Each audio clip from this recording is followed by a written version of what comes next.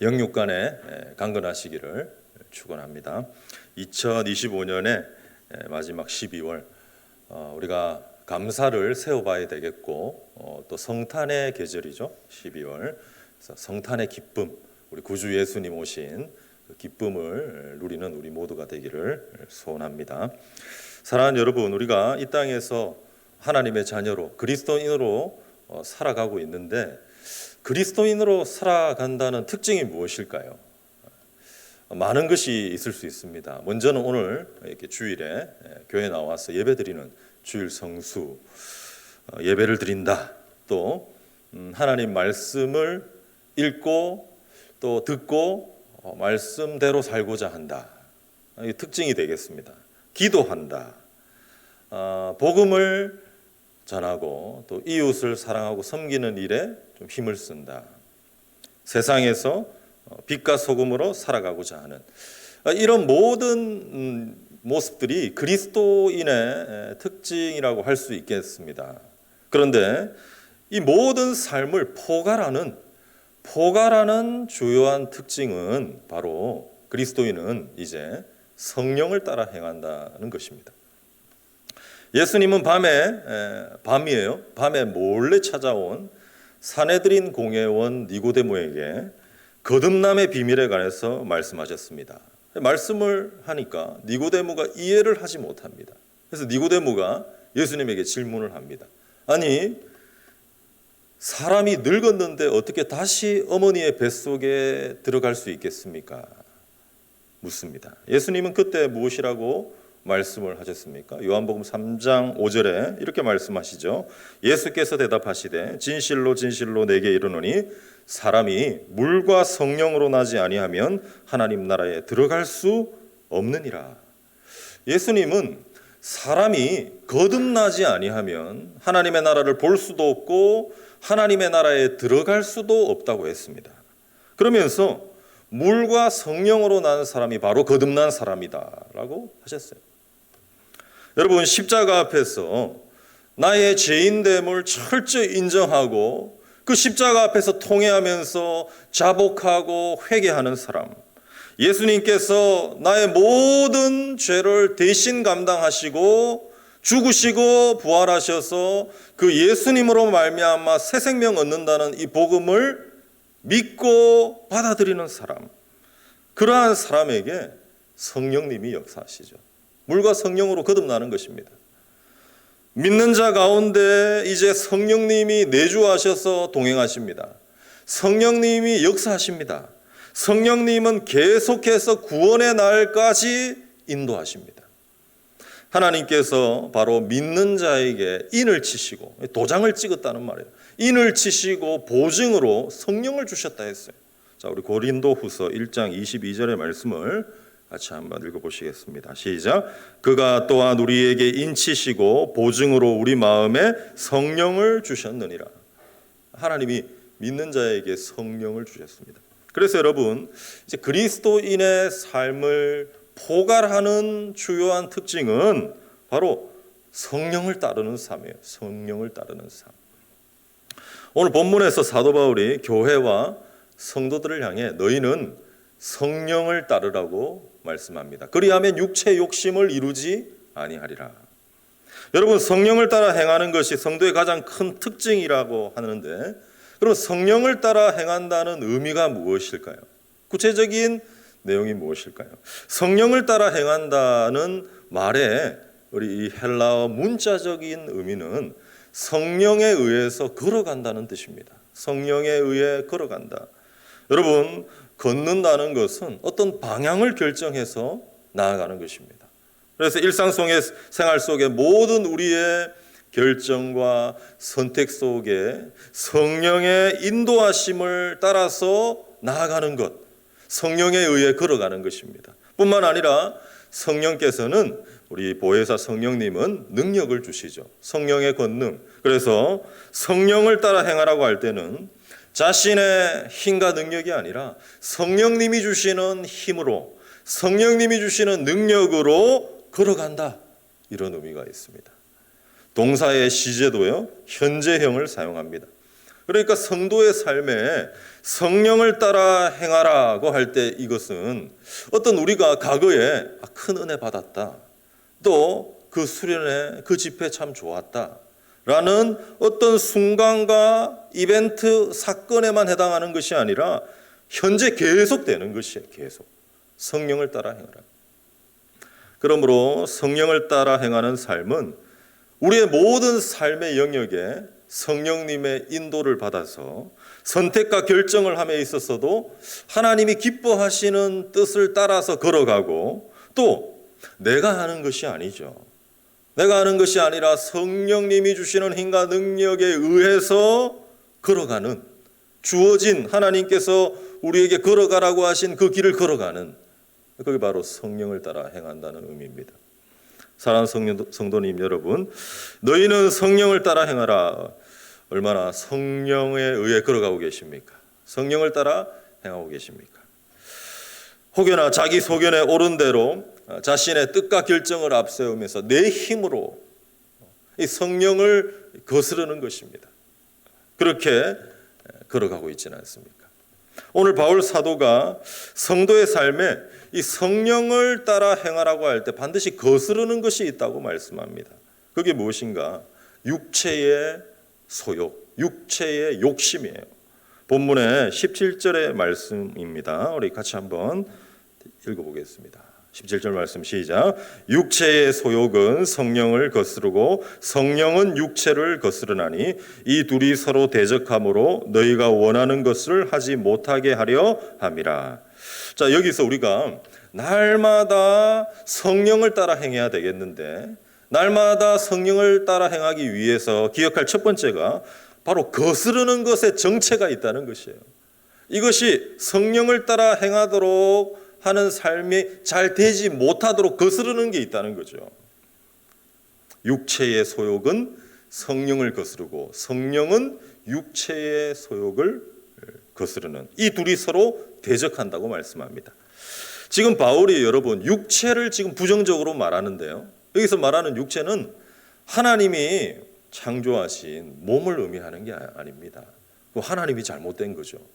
그것이 아니고 여기서 말하는 육체는 타락하고 제약된 인간의 본성을 의미해요.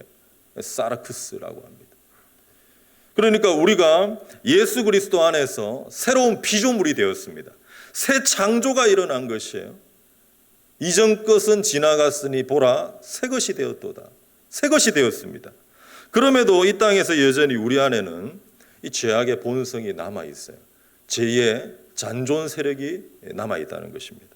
그래서 끊임없이 성령을 따라 행하고자 할 때 거스르는 것이 있는 것이에요. 육체의 소욕.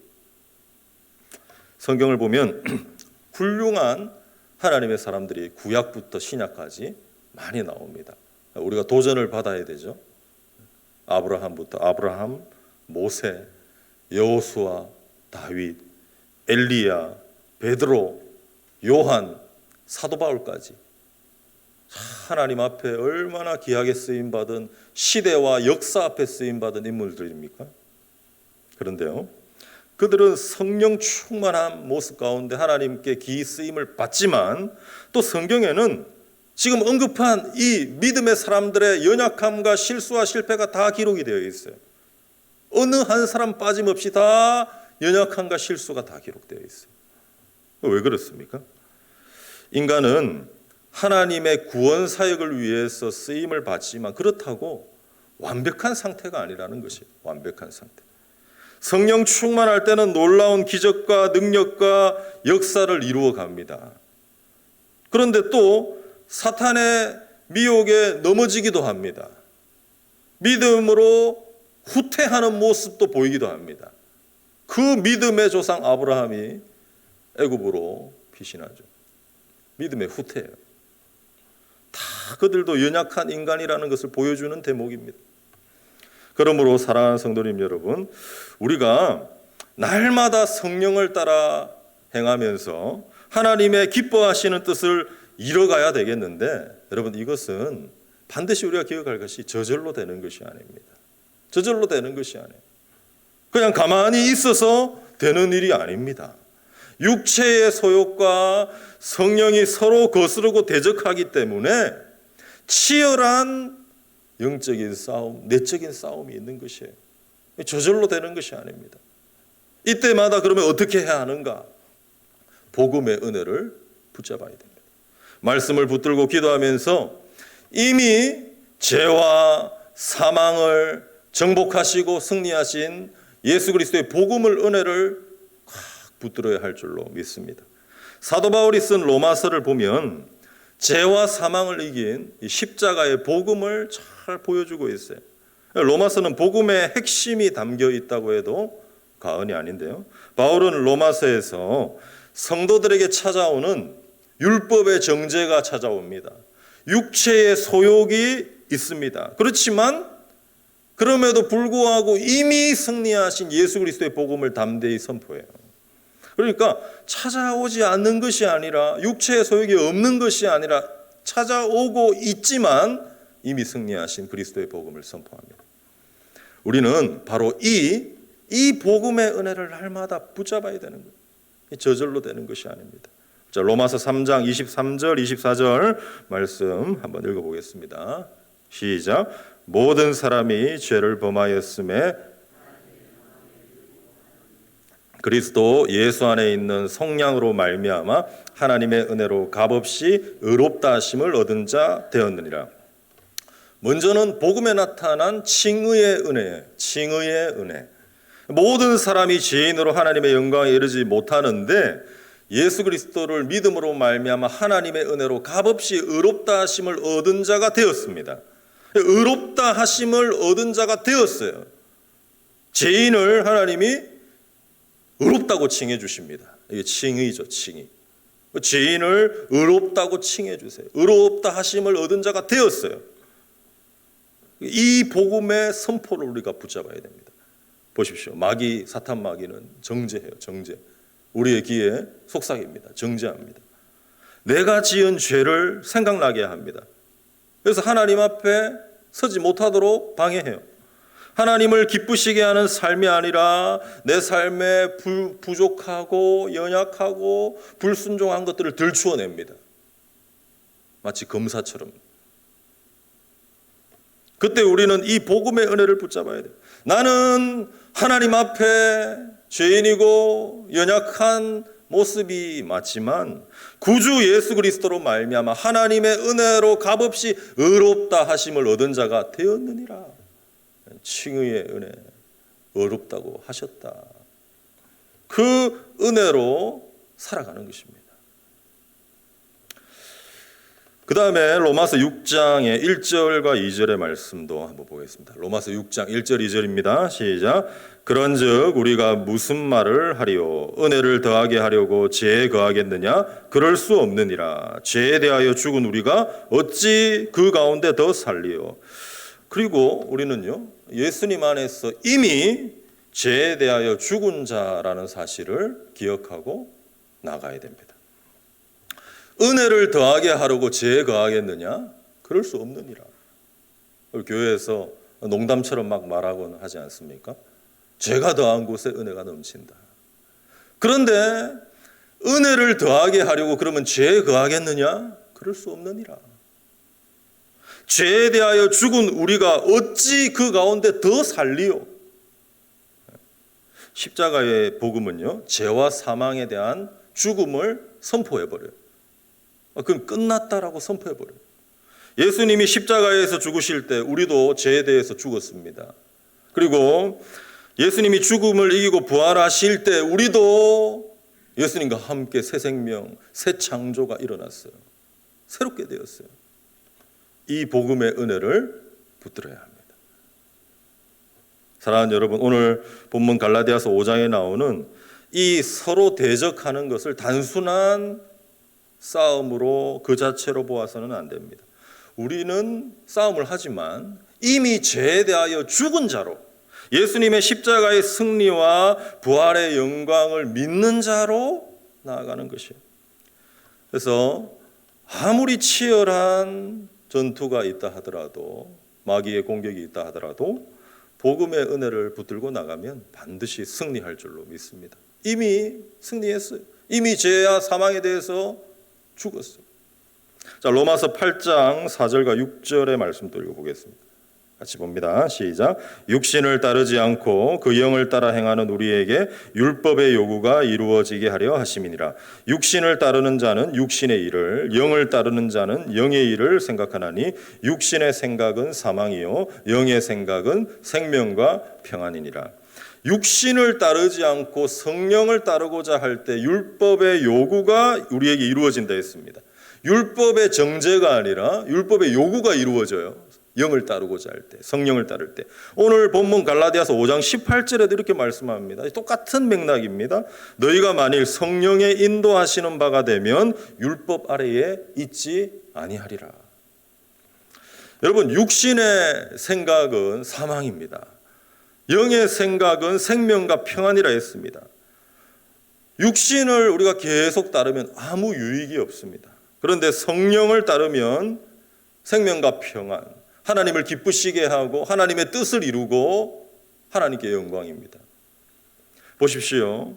우리가요, 삶을 살아가면서 육신의 일을 도모하고 육신의 생각을 하면서 생명과 평안을 누릴 수가 없어요. 함께 공존할 수가 없습니다.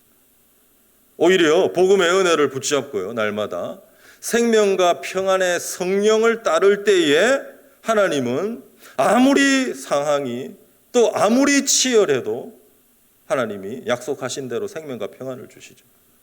영을 따를 때.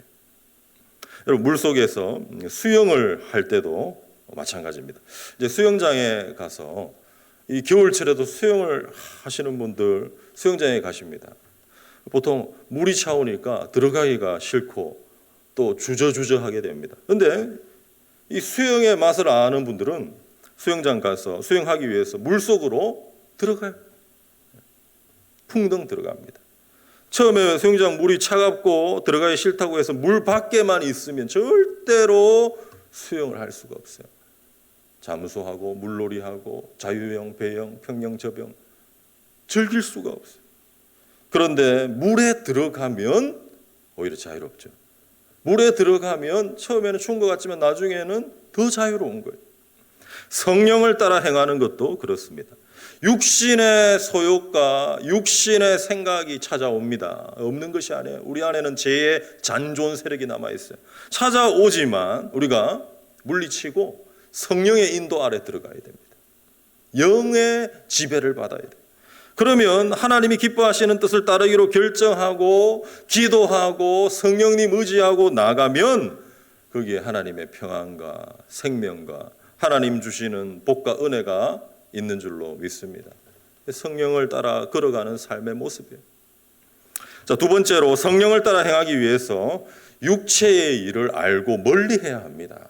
멀리해야 합니다. 그리스도인이 육체의 일을 멀리해야 합니다. 가까이 하면 안 됩니다.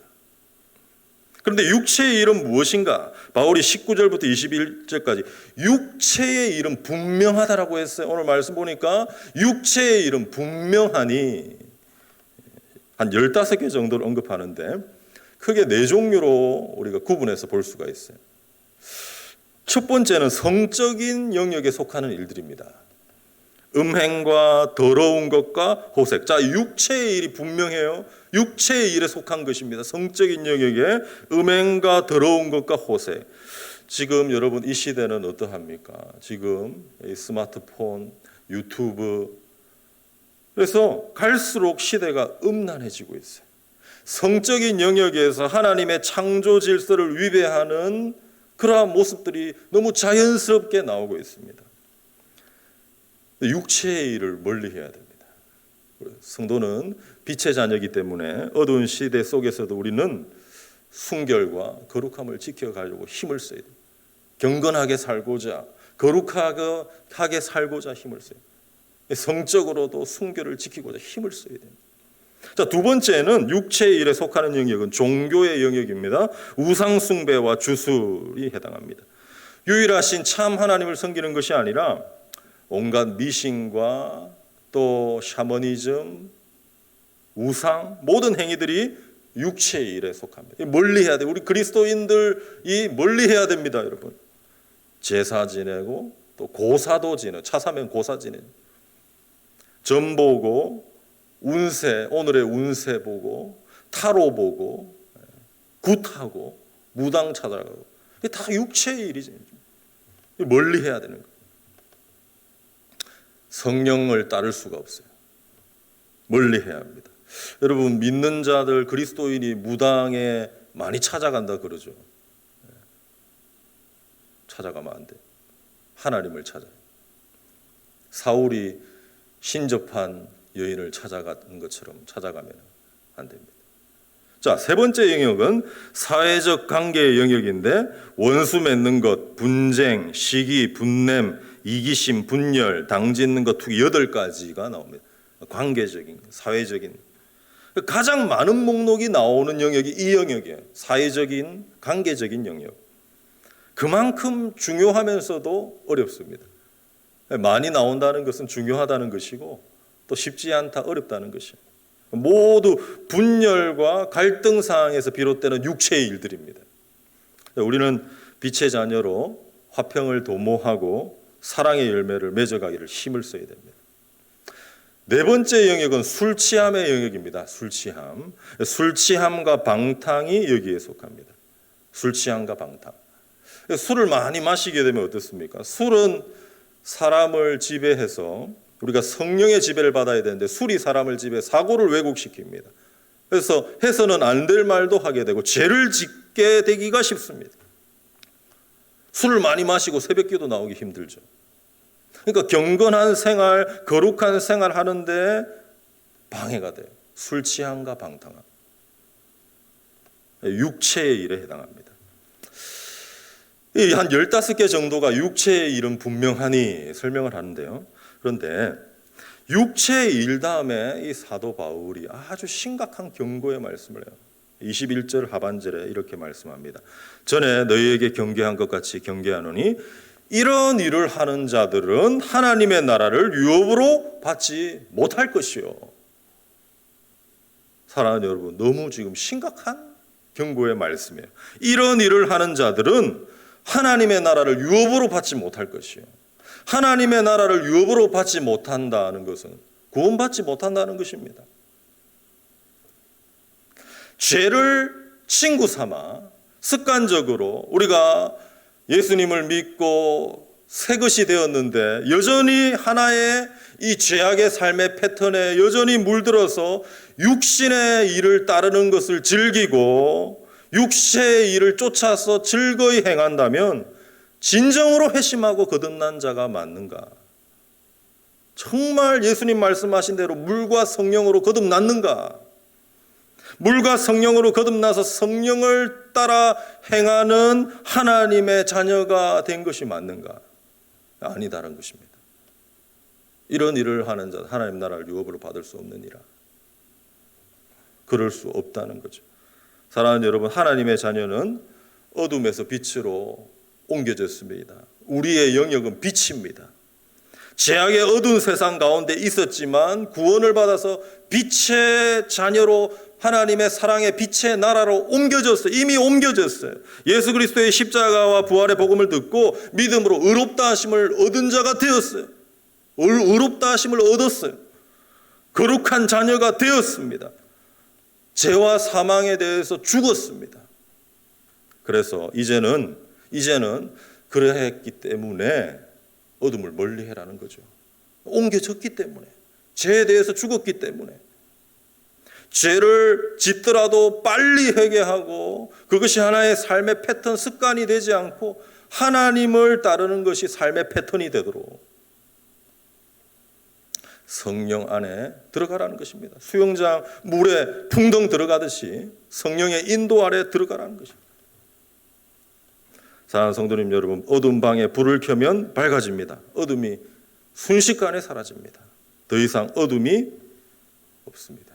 우리가 예수님을 믿을 때 이와 같이 우리 영혼에 주님이 불을 켰어요. 이제는 어둠이 아니고 빛이다.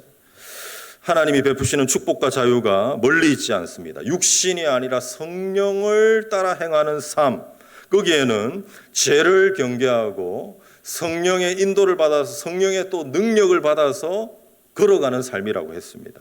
거기에 바로 생명과 평안이 있습니다. 하나님이 주십니다. 하나님이 기뻐하시는 뜻을 이루어갈 수 있습니다. 여러분, 주의 영이 계신 곳에 자유가 있다 했어요. 우리가 성령의 인도 아래 성령을 따라 행하는 삶은 또 하나의 올무가 아닙니다. 자유가 있다 했어요. 주의 영이 계신 곳엔 자유가 있느니라. 그래서 성령 안에서 우리가 자유를 누립니다. 보호를 받습니다. 생명과 평안을 누립니다. 너희는 성령을 따라 행하라. 그리하면 육체의 욕심을 이루지 아니하리라. 우리 사랑하는 성도님 모두가 이 죄와 사망의 육체의 일을 멀리하고 회개하고 버리고 생명과 평안을 약속하신 성령을 따라 행하는, 성령의 인도하시는 바가 되어 걸어가는, 그 복된 길 걸어가시는 모든 성도님 되시길 예수님의 이름으로 축원합니다. 우리 함께 기도하겠습니다. 이 시간 너희는 성령을 따라 행하라. 육체의 소욕은 성령을 거스르고 성령은 육체를 거스르나니. 우리가 늘 육체의 소욕을 거스르는 이 성령을 따라 행하는 삶을 살아가도록 성령 충만을 위해 기도하고, 또 하나님의 이미 승리하신 구주 예수 그리스도의 복음을 붙들고 그 은혜를 붙들고 오늘도 살아갈 수 있도록, 혹여나 여러분 아직 끊지 못하는 죄악의 습관들이 있다면 우리가 이 시간 하나님의 도우심을 구하면서 성령님 도와주옵소서, 철저히 하나님께로 돌이켜서 이제는 성령을 따르는 삶을 살기를 원합니다. 도와주옵소서. 성령이 힘과 능력과 권능으로 함께하여 주시옵소서. 들었던 말씀 생각하시고 이 시간 함께 잠시 기도하도록 하겠습니다. 하나님 아버지 감사합니다.